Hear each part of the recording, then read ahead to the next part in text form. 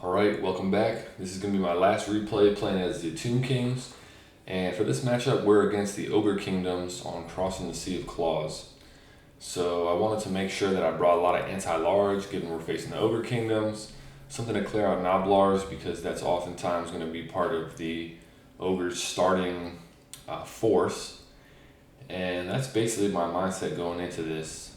And I'd played as the Ogre Kingdoms before. That was actually I believe that was the first race that I played as when I started getting into multiplayer, so I was kind of curious to see how someone else was going to be using them here. I have not seen them too much on the ladder, but either way. So I'm coming in here with Settra the Imperishable on horseback. I've got Skeleton Spearmen, 5 squads of them, one being the Regiments of Renown, 2 squads of Ushabti with great bows, and 4 squads of skeleton archers. And on Settra, I brought, as far as abilities, Joss Incantation of Cursed Blaze to give me some more attack damage, and I brought the Incantation of Desiccation, which is going to be a area of effect debuff.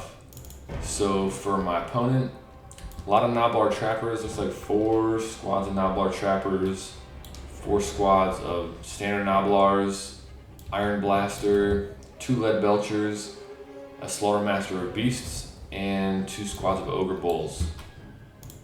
So let's get to it. Now you're going to notice a huge mistake on my part as soon as this game starts. Now I have a big horde of skeletons all marching down to set up a defensive formation on point 2. If you've watched some of my replays before, you might notice this is something I like to do on this map. When I'm playing as units that get decent spear wall units, and I get punished for it here because he drops a Flock of Doom and it's hitting like 6 different units, and that is super painful to start the matchup. You're gonna start seeing the value accruing on this. I'm not sure if it's recognizing the damage from that spell, but a lot of health taken off of my skeletons to start there. So fast forward a little bit more. Iron Blaster just shooting in. Wow, that color is very bright against the snow. It's like a glare on the screen down here for me. But mainly what I'm going to be looking to do is get point 2, set up a holding force there, and then go after point 1. And so you can see getting some good shots off onto the Slaughtermaster with my Ushabti. That's what I was focusing there. I left 1 squad of the Skeleton Spearmen with the Regiments Renown up on this hillside in case they sent any kind of quick unit around the flank. I wasn't sure if they were going to be bringing in the... they have some kind of unit that's like a lion. It's almost like a warhound, very quick. I cannot remember the name of them. And I've played as the Ogre Kingdoms for quite some time, but regardless, I just wanted to be able to prevent mobility from wrapping around and getting on top of my Ushabti and my Skeleton Spears. So that's what you see going on here. Now, I saw that they were capturing point 1, and I could not see what was over there, so I guessed that it was going to be Noblar Trappers, and that's why I brought in some Skeleton Horsemen, and I started moving these Spearmen over in that direction. You can see the standard Noblars are getting chewed up by my archers. These guys do not have shields. They have bad leadership, and they also have bad armor. So I basically just had 1 squad of skeleton archers each shoot at 1 squad of Noblars. You can see they're all on the retreat there. My skeleton spears have getting shot up quite a bit. My archers have taken a little bit of damage, but nothing too crazy from the Iron Blaster. Looks like he's kind of changing his targets here and there. And my Ushabti have been mainly firing at the Iron Blaster and at the Lord. You can see they backed up their Slaughtermaster because he was taking a good amount of damage from my firepower, and a lot of missiles coming in on that Iron Blaster. I think it's got 90 armor, but the Ushabti with great bows have good armor piercing. So my skeleton horsemen, have taken a pretty good amount of damage. I was maybe way misreading their combat stats compared to the Noblar Trappers. The Noblar Trappers actually are not horrible, given how many unit models they have, the fact that they have a decently strong range attack and whatnot. So they're taking a decent beating from the Noblar Trappers as they're charging in here, these Skeleton Horsemen. But Skeleton Spears coming in reinforcement, And you can see my opponent starting to react to this. So he's got Mornfane Cavalry on the way, Saber Tusks. This is the unit I was talking about earlier that I was concerned about coming around and doing flanking runs. The Lead Belchers are on the backside protecting point 3 with a squad of Ogre Bulls hiding behind these rocks. I did not know they were there. And some more Knoblar Trappers just keeping that secured. I've probably got too many troops allocated here at the moment, but I was kind of figuring out what I wanted to do about this. So you can see this is going to be a losing battle for me with the Mornfane Cavalry and double, 2 5 Chevron Saber Tusk packs charging in. This is going to be not fun for these troops over here. Now, luckily, one of my squads is the Regiments of Renowned Spearmen, so they're going to do good against these large models in the Saber Tusks and the Mornfane Cavalry, but I need to get reinforcements over there. Now, I figured the Knoblar Trappers were mostly going to be taken care of by what I had, and so I brought in a squad of archers, and these guys have armor sundering, so they're going to take down some of the armor value of the Saber Tusks. They'll bring them down to 0, and the Morn Cavalry down to 60. Got Settra riding in to help. He's anti-large, so that's going to help. Sepulchral Stalkers and some more Skeleton Horsemen just for some mobility. You can see Lead Belchers are getting shot down by my Ushabti Great Bows. They've got some more Saber Tusk packs coming in. Luckily for me, I still have a few Skeleton Spearmen, and they'll help out here, but unfortunately my Skeleton Archers are pretty vulnerable, so I end up turning this squad of Skeleton Spearmen around. These guys, I'm not sure what's going on. I don't know if I gave them some kind of buff. Okay, so they're getting something. I'm not going to try to read and figure that out right now, but Saber Tusk packs, again, just running around, causing some havoc. Ogre Bulls coming in as well. Ogre Bulls are lightly armored, so I turned around some of these Skeleton Spearmen and Skeleton Archers that originally were going to help on point 1, and they kind of rerouted to hold point 2. Settra's in here fighting against the Mornfane Cavalry. Got more Skeleton Spearmen coming in. The Sepulchral Stalkers are doing a lot of work against these Saber Tusks. And where is my other squad of archers? There we go. So the Blessed Legion of Poth, I don't know how you pronounce that, starting to get their shots off as well, and really helping against the Mornfane Cavalry for these Spearmen to do some damage.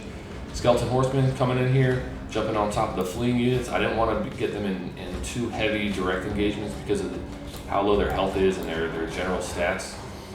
Necropolis Knights with Halberds coming in. I brought a couple of Necropolis Knights with Halberds because they're anti-large, and I figured I didn't need too much of the shielded variant. I don't think I brought any of the shielded Necropolis Knights because they don't have that anti-large, and I wasn't too afraid of the Ogre Kingdom shooting.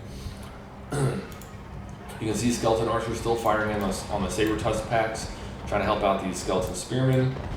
The Ogre Bulls coming in, getting on top of my Skeleton Archers, are also going to have to deal with the Ushabti summon and some of the Ogre Bulls here. I'm quite sure this is my summon, and I brought them in to try to help save these Archers, because I don't think I brought Ushabti in as reinforcements, not needing any kind of armor-piercing anti-infantry work. Now on this side, the Mornfane Cavalry had backed up. He brought in the Sky Crushers. These guys are still on the run, but the Sky Striders, which is their regiment's renown. And here I was getting a little bit nervous because that was weird. I swear I just saw an Iron Blaster here for a second. So Sepulchral Stalkers here shooting in at the Slaughtermaster and the Sky Strider supporting Settra. Lucky for me, Settra has some pretty good stats on him, and it's got some support from the Spearmen who are in here, kind of just absorbing some of the shots that would have been being taken by Settra. Now this is where I got the incantation of Desiccation, so I'm taking down the combat stats, melee attack and melee defense of both the Slaughtermaster and the Sky Striders, and along with that, because I have this Regiments for Renown squad of Skeleton Spearmen, they are also debuffing these guys. So you can see there's a lot of debuffing going on them. Their combat stats are way down the drain compared to what they are for the unit type, and that is really what's going to help Settra, I believe, survive here. It's been a couple days since I played this match, so I don't remember exactly how this plays out, but Sepulchral Stalkers definitely pulling their weight here. That's been another unit. The Sepulchral Stalkers and the Ushabti with Great Bows have been two units that I've really been enjoying using as this faction.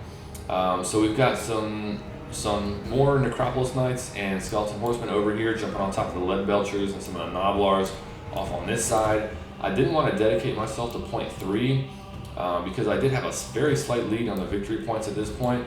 And so there was some Lead Belchers over here before that I wanted to shut down.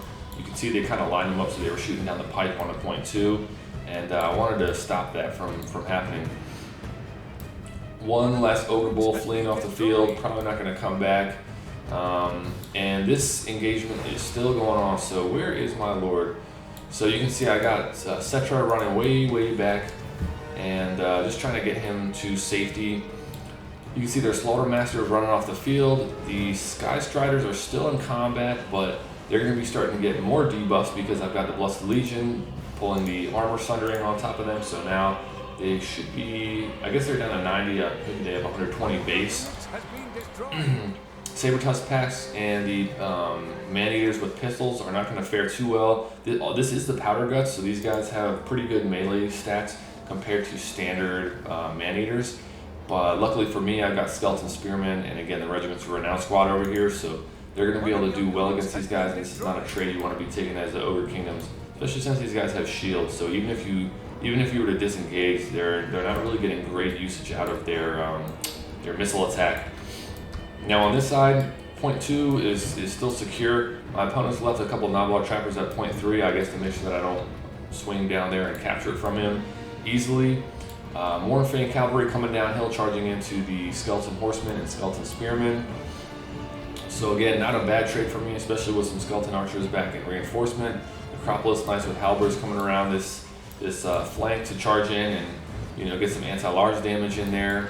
And particularly anti-large armor piercing. The Skeleton Spearmen are anti-large, but against Mornfang Cavalry with 90 armor, they're not going to do too much. And you can see he's trying to disengage with the Powder Guts and get them onto a different part of the field, away from all these spears and whatnot. But unfortunately for him, got some more Necropolis Knights with Halberds coming around that side. And at this point, we're starting to push into his on his side of the field. So I do have a decent gold value lead right now. He's bringing the Noblar Trappers in to support on point 2, but at this point you can probably tell it's mostly a foregone conclusion. He's going to be trying to get out of his reinforcement area, and luckily for me, I just have enough troops on the field that I can keep him contained. And so I'm going to fast forward, and you can kind of just watch how the rest of this plays out. Basically him chucking in reinforcements, me trying to take favorable engagements, matching up Necropolis Knights, Spearmen, and whatnot against the Ogre Bulls, getting shooting in with the Archers and whatnot when I see Noblar Trappers, because these guys are lightly armored, and that's mostly what's going on. He did get some Noblar Trappers over here and started taking that point in his favor, but I had Skeleton Horsemen on retainer, so I was able to bring them in as reinforcements, kind of just run these guys down before they caused too much trouble for the Ushabti Great Bow, who were supporting fire, and that was basically it. So pretty fun match there. I'm not quite sure what you do as the Ogre Kingdoms against a faction like this that has so many answers to anti-large. Maybe going with a lighter cost roster and not as many things like Lead Belchers and whatnot. I feel like Lead Belchers are better when your opponent has elite infantry, so I'd almost bring the Lead Belchers as a reinforcement and maybe only have one squad of them.